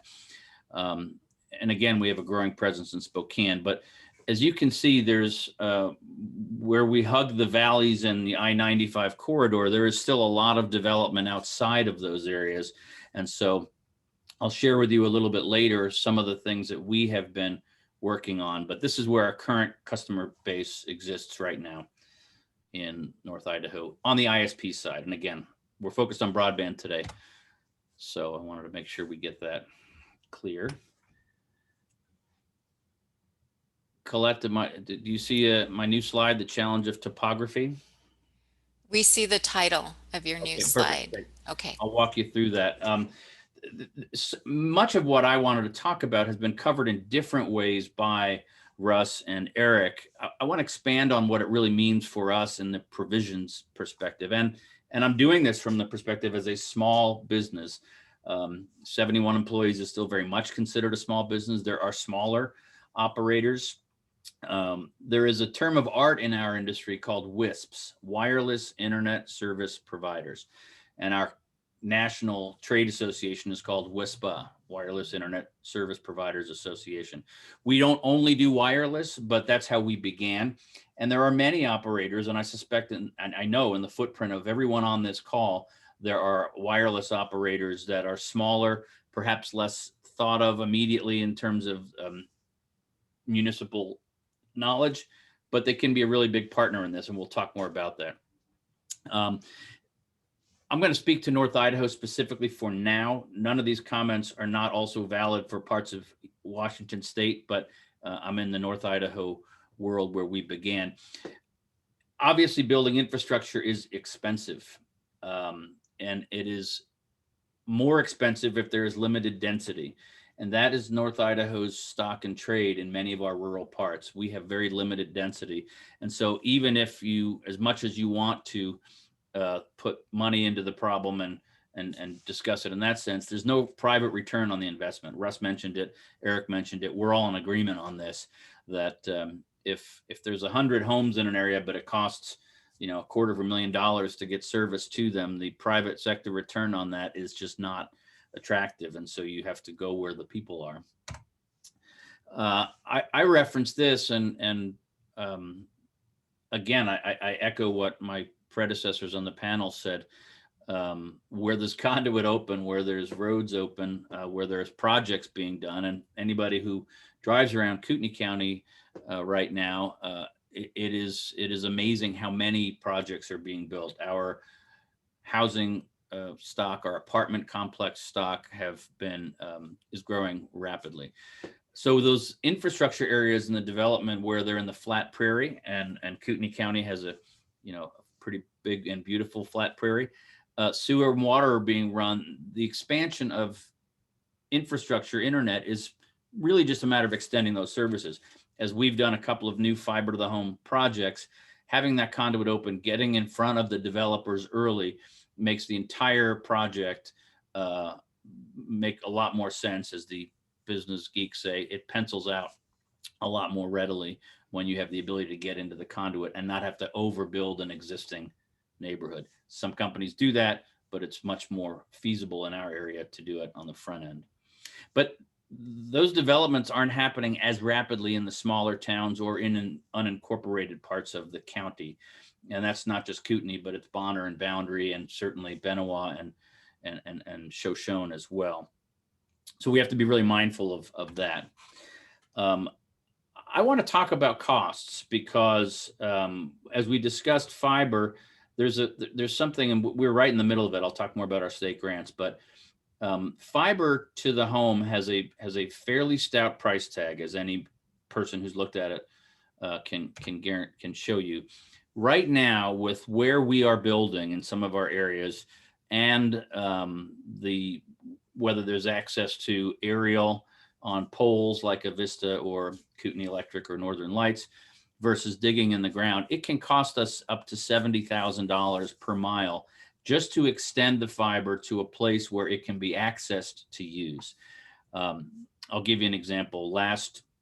Over the last few years, we have we struck a partnership up with Schweitzer Mountain Resort, a critical economic driver in North Idaho and the inland Northwest, who had really unacceptable levels of broadband. They just could not function, and they were losing conferences to come to the area. So we worked with them, and we did a 10-year partnership agreement with them where we built fiber up to the resort and then purchased their cable modem system for people that were already existing in homes. And we're going to be expanding that to fiber to those homes as well over the next few years. But at the end of that is also fixed wireless services, so that we are able to provide fixed wireless services beyond. So it's a partnership of multiple media, fiber, and internet.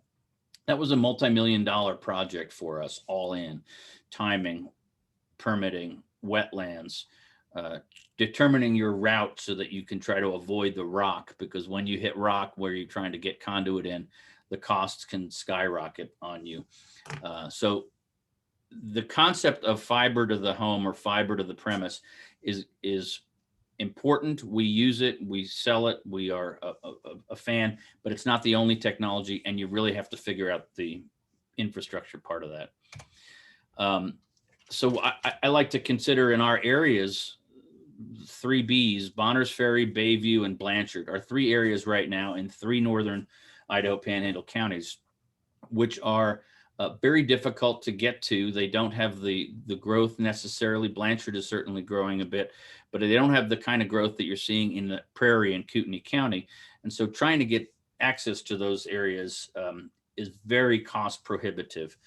But it isn't only those. There are closer in places that are also equally expensive or more. Parts of Hayden outside of Kootenai County, you think, well, you're right in Kootenai County in the middle of everything.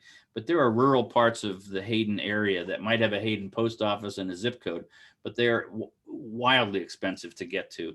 And so it is not only those areas that are hours away, but in fact, some parts of our own backyard. We're working on projects in Rose Lake and Spirit Lake that have those same sort of conditions. And so I think of this as saying, many miles between these projects and few potential customers, it's unsatisfactory for the private sector to invest in. And it has a deleterious effect when you can't do economic development in a small community because you don't have internet, but there's not a private sector company willing to expand or output to that without that density. So there's a juggling act, and I'll talk a little bit more from our perspective about that. At Intermax, we have had to get smarter and had to get more aggressive, and ultimately had to start reaching out to federal and state partners, and we've done all the above, and I'll share some of those. First and foremost, the private investment really drives this. We are a for-profit company. We are not relying on government grants or funding for our business model, but we certainly feel as though it's important to get to that place where we're putting money in as well.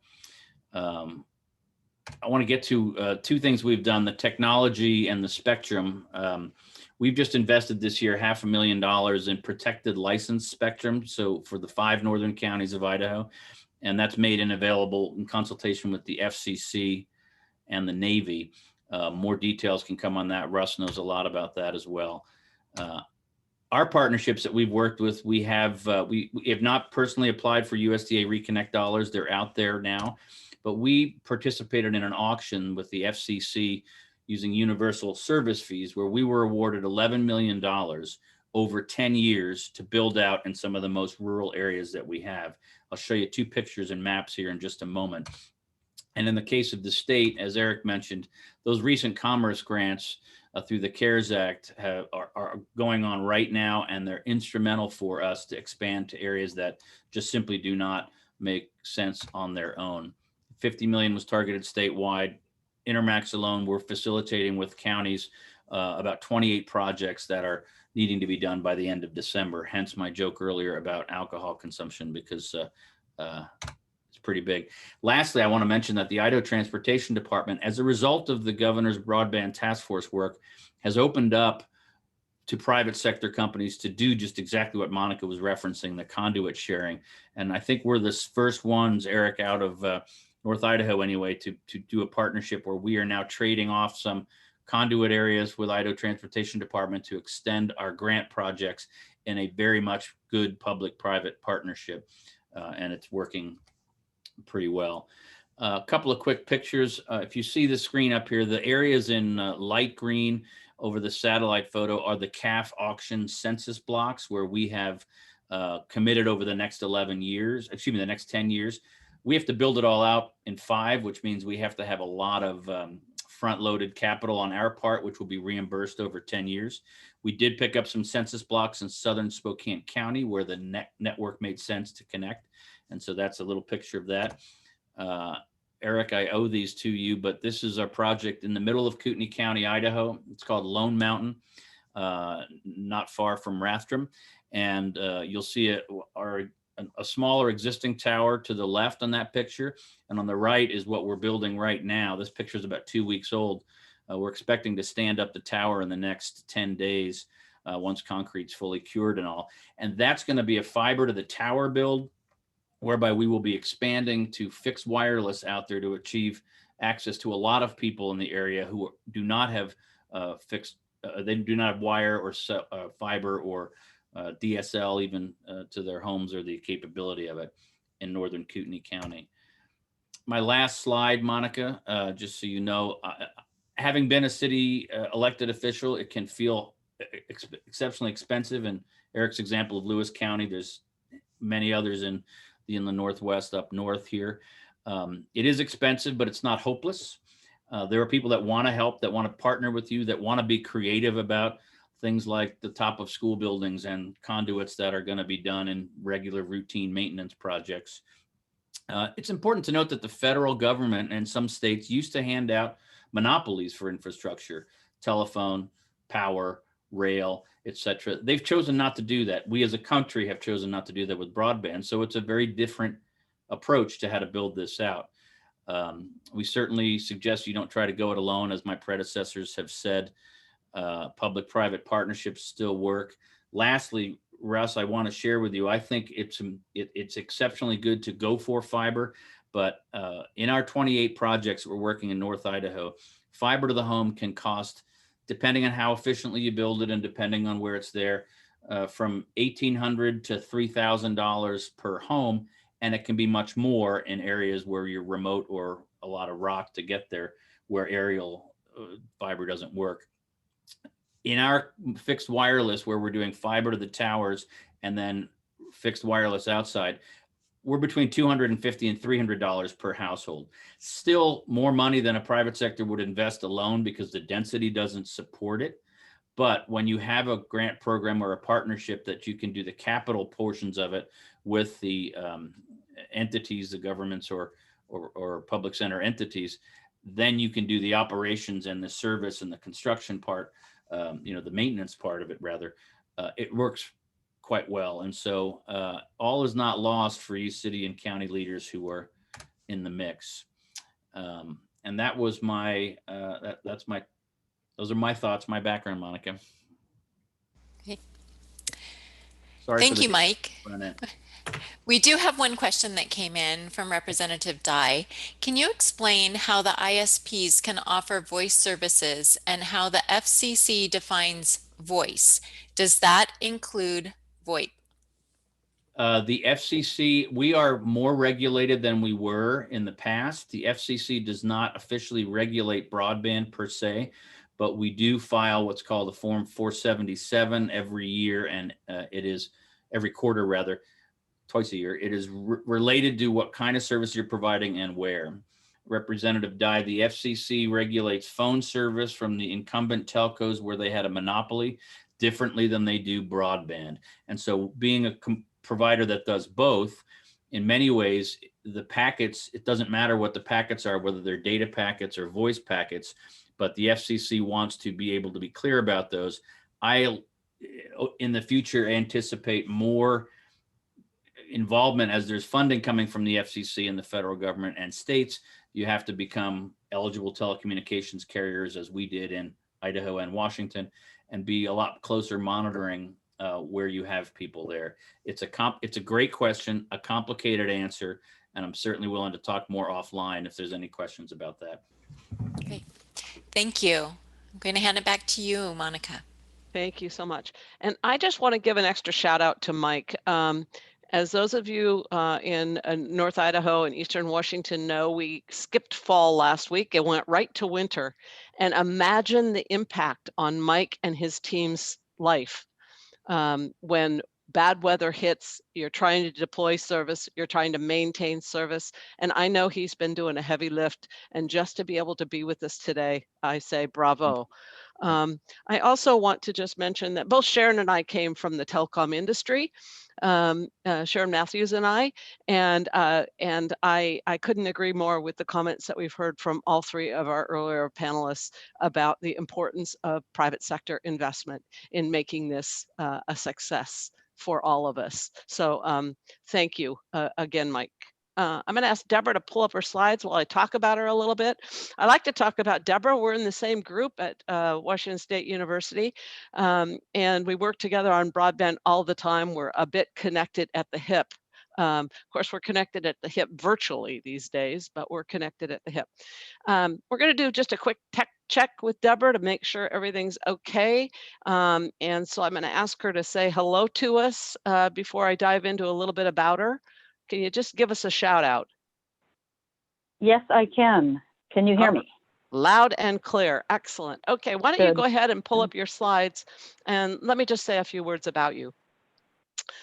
Deborah has over 20 years of experience as a professor and a county director with Washington State University Extension, and she focuses on community and economic development. That's the group that we're in at the university, and she hails from Stevens County, Washington, where she's the county director there.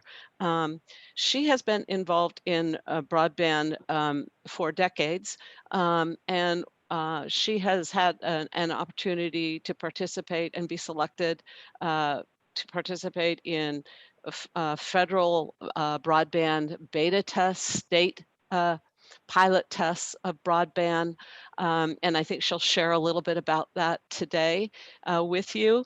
And one of the things that I especially appreciate about Deborah is that she is so willing to be generous and share what she's been learning. If I'm the godmother of broadband, according to Russ or whatever he keeps calling me, Deborah must be then the godmother of the Broadband Action Team, which is really how you all can get involved in broadband in your communities. So Deborah, thank you so much for being here. Your slide looks awesome. Take it away. Excellent, thank you. Well, my technology challenge was in the middle of Russ's presentation, I got booted off the internet, so I had to restart. So happy to be here. This is a great picture of one of our broadband meetings pre-COVID, but these are the same people that show up on my Zoom meetings now, in addition to some other people that I'm going to talk about. So let's just check to make sure my slides are advancing. Monica, can you let me know if you can see the next slide? Or you collect? got it. We got it. Thank you.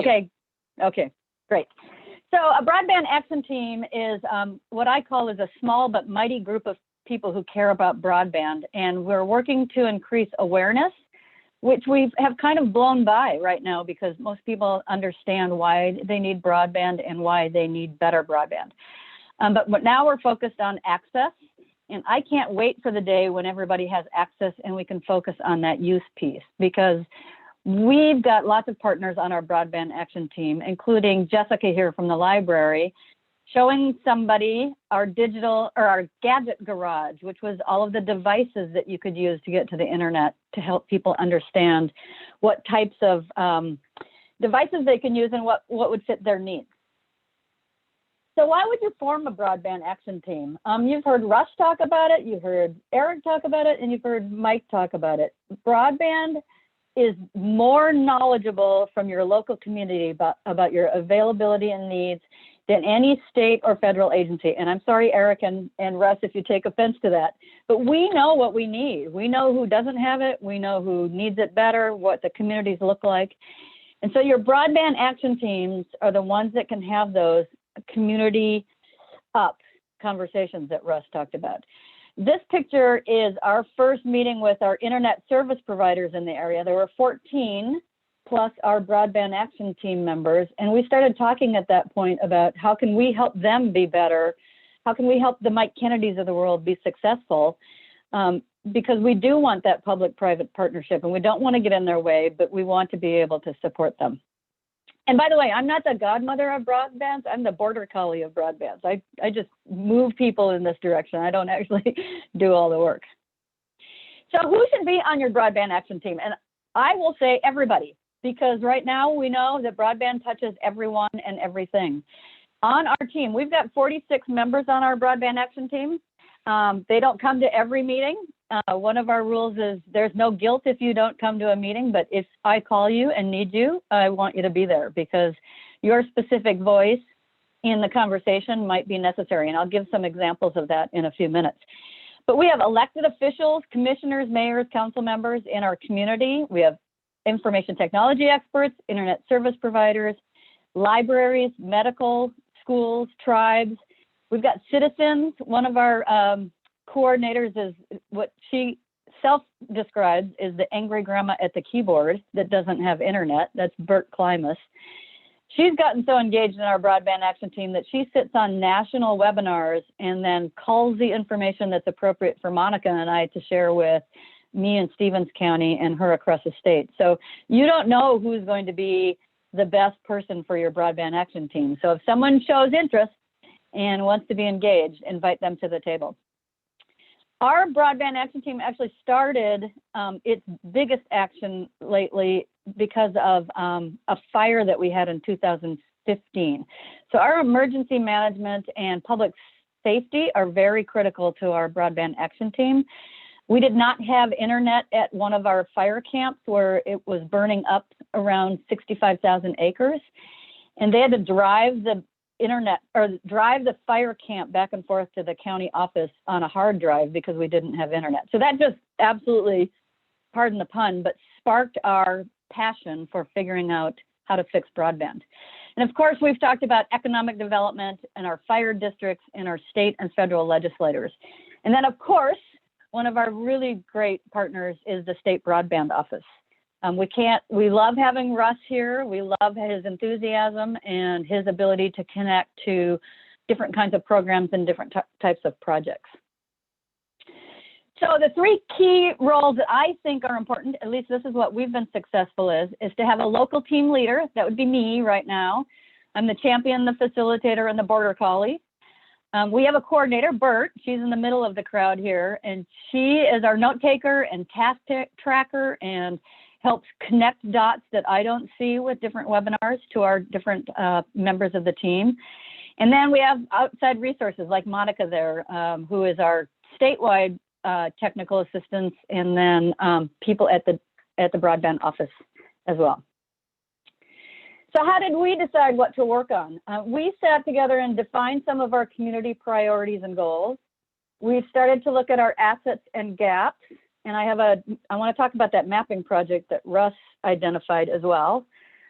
We seek input from residents and businesses. We meet regularly, once a month. Can be a short meeting. It always seems to go 2 hours, and we laugh a lot on our meetings. So people tend to enjoy coming, even though we're talking about something that's very, very difficult. And we are action oriented. This is Mayor Knaus from Chewelah, who held a local meeting and got Spectrum to build out to part of her community that didn't have it. So we try to have action in our goals.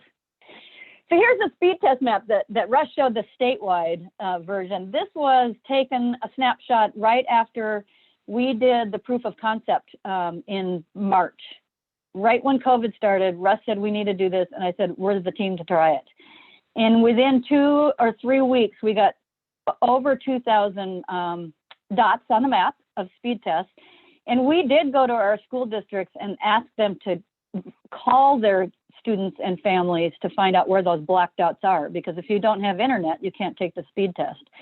So I really appreciate that Russ is going to try to do this statewide, because you can find out things about your community from that kind of information that don't have that they do not have broadband.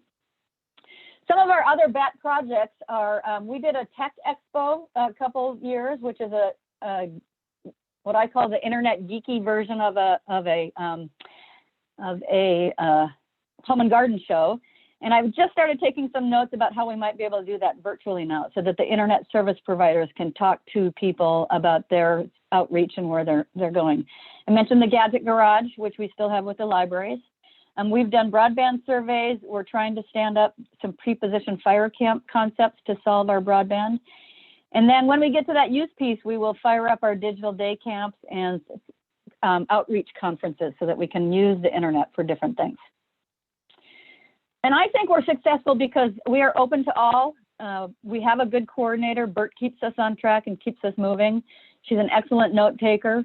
We do have connections to state and national conversations. We include our elected officials and staffers in our communications. And we've been invited to a lot of different conversations because of that. We keep regular meetings, we have a plan of action, and we support each other. I am an old graphic designer and marketing person, so one of my strengths is communications, and we share our story with anybody. I'm just now working with AARP to see if we can get a story in their magazine. I'll talk to anybody about broadband and share examples in our community. Congresswoman Kathy McMorris Rogers has been to our community several times, as has been the Representative Jacqueline Maycumber and Senator Shelley Short. We had a face-to-face meeting with Governor Inslee in Chihuahua. You can see that picture at the bottom left. And then we were very excited to get an invitation for Chairman Pai to visit us on a Zoom meeting. And you see his picture on the far right. When I heard about it, I thought it was kind of a joke, because I couldn't think that could possibly happen. But after it was over and it was a great conversation, I went for a run and thought, I had Chairman Pai in my craft room at my house. I mean, it was like gaga. We've also been to see Washington, D.C. and go on the Hill to do some things with Monica. So that's what we've done there. So another thing that I do is information sheets about our issues. So we have these handouts that are in PDF form that we can send out at a moment's notice to talk about libraries or mapping or work to date or how do you set up a broadband action team, so that we don't have to rethink this every time. We've got them available to send out right away. And then there is strength in numbers. We do not work in silos. We know that our health providers are connected to our education and our families. We try not to duplicate efforts. We know we have limited budgets and resources. We try to amplify each other's voices. How do we make each other connected as a community and connected to the broadband issue?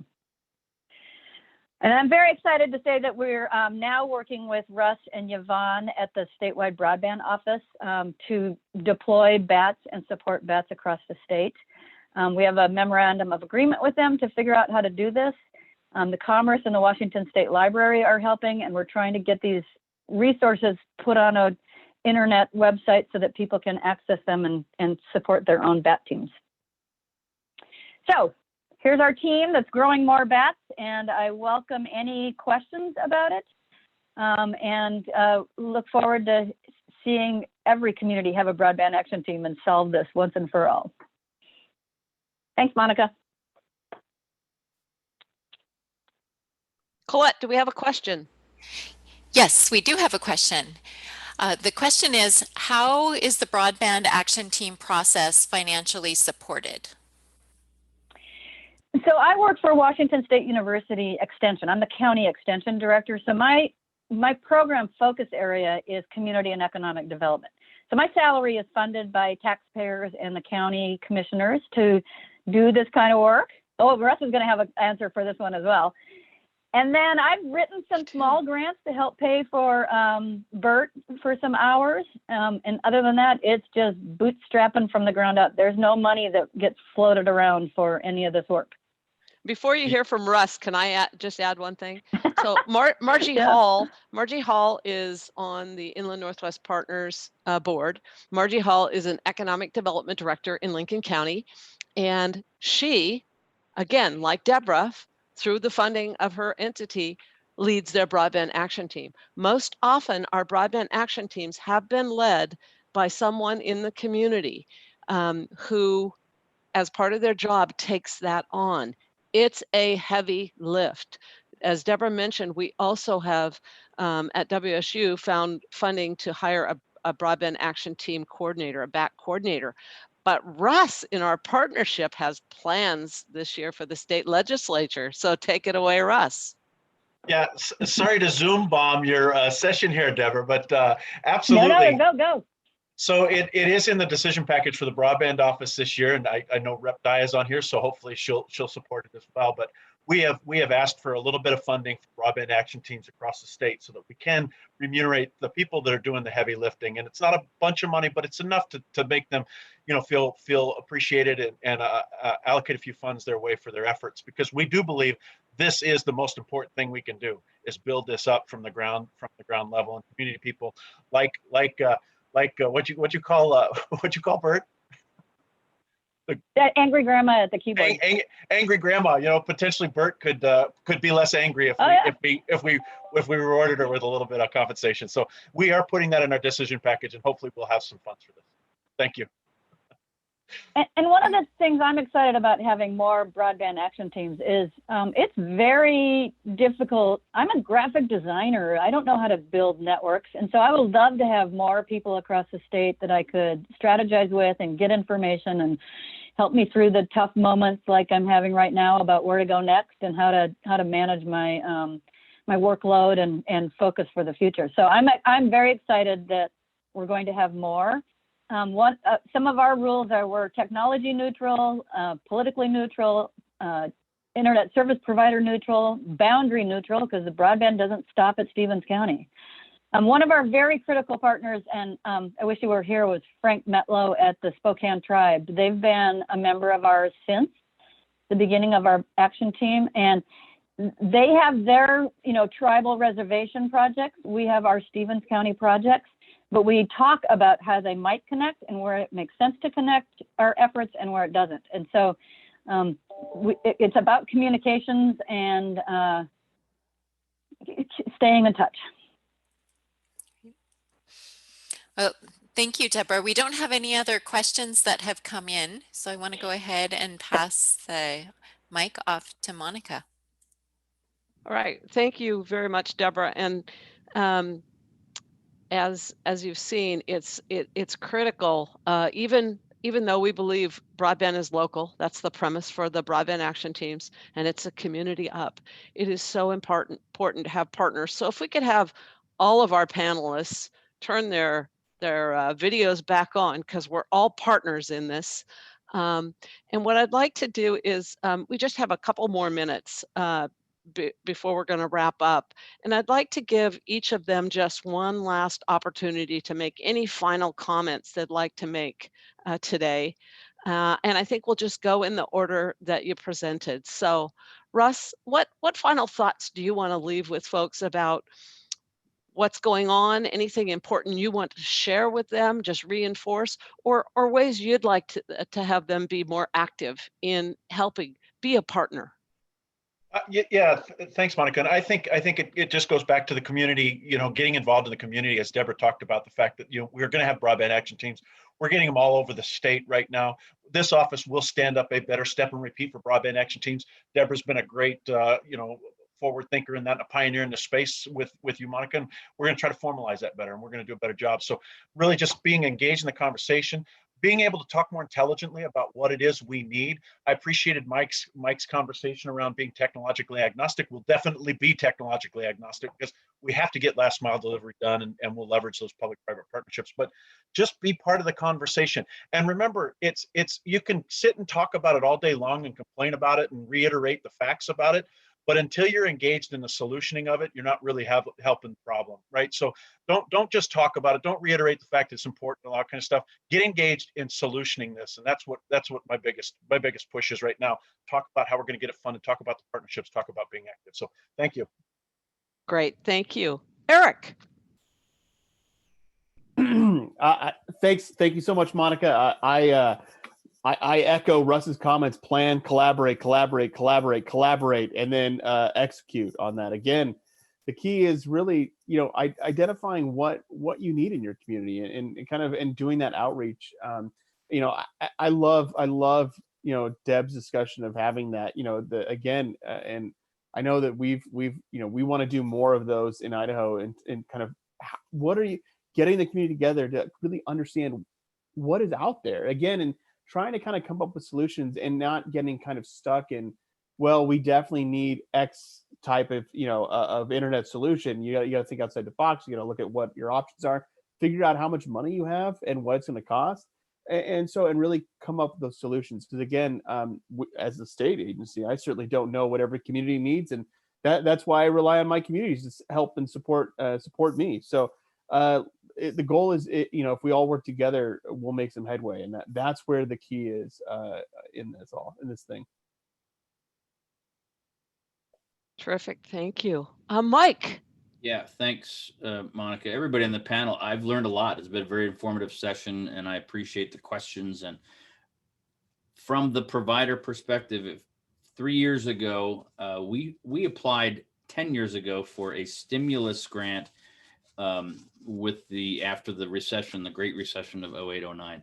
We did such a ton of work on that, and we did such a bad job because we didn't know what we were doing. We did not get any grants. We were assuming for years this stuff is just too hard to do. It took me going out to the federal folks from our trade associations and understanding the part. I think I'd leave the message is, don't assume that particularly your smaller providers in these communities know how to interface with the government entities, because not all of us do. I didn't. We had to learn it as much as I thought I was plugged in. So if you're having problems, go to people in the space, even if they seem small or non-traditional. Go to the big guys. The SpaceX experiment or the discussion in the tribal reservation is so exciting in so many ways. Potentially threatening to us in some ways, but that's capitalism, that's commerce. Move on, grow, develop it. But don't assume the providers know what you know and they understand where to look, because you would be doing them and you a favor. Our company has benefited from these relationships, and mostly the people in our communities have benefited by getting more access that might have just gone funding somewhere else without our knowledge. Terrific, thank you. Deborah. So I would ask that when and if you get a phone call from me or somebody like me in your community or your state, answer it and help them understand what your role is, what your challenges are, how you can help, how you cannot help. I mean, it's a very complicated system, up and down, left and right. And so be kind to people that are trying to figure it out, and help them find a solution. Terrific. In the beginning of this session, I did a quick flyby with some slides that were provided to us by one of our federal partners. We talk a lot about federal partners that provide funding. A federal partner that has not been a funder in recent years, but definitely provides all kinds of technical assistance and support, is the U.S. Commerce National Information and Telecommunications Administration, NTIA.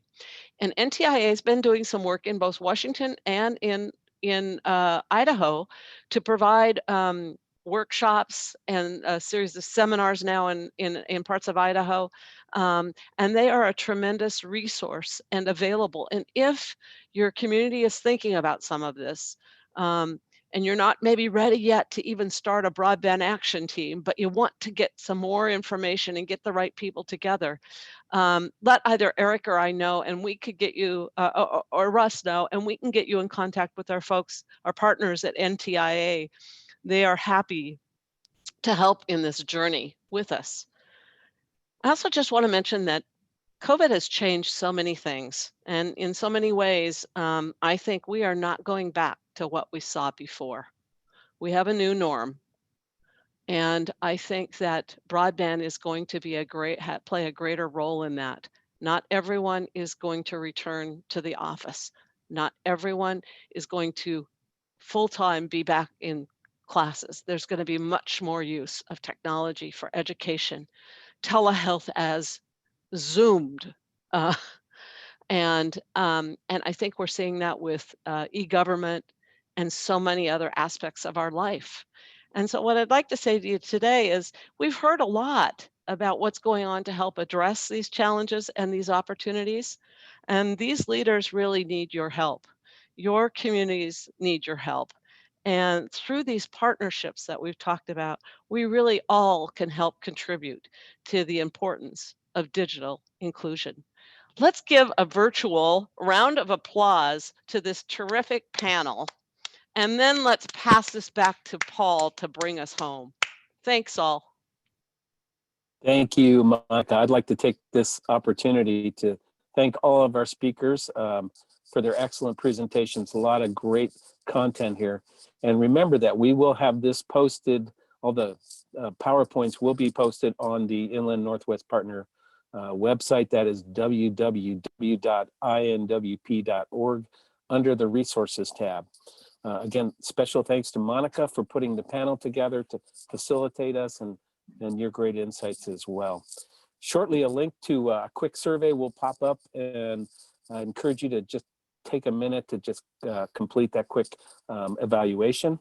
And finally, I want to thank the University of Idaho Extension, Colette and Mackenzie for the support today, and all of our members and sponsors for continuing to make these kinds of INP meetings happen. Again, there's value in face-to-face, but in the meantime, we'll figure it out along with all of you as our partners. So I also want to thank Sharon Matthews. She is the ultimate executive for us to work with, and we really appreciate her.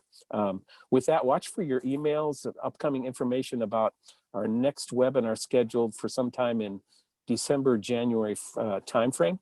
And please stay safe. Thank you so much.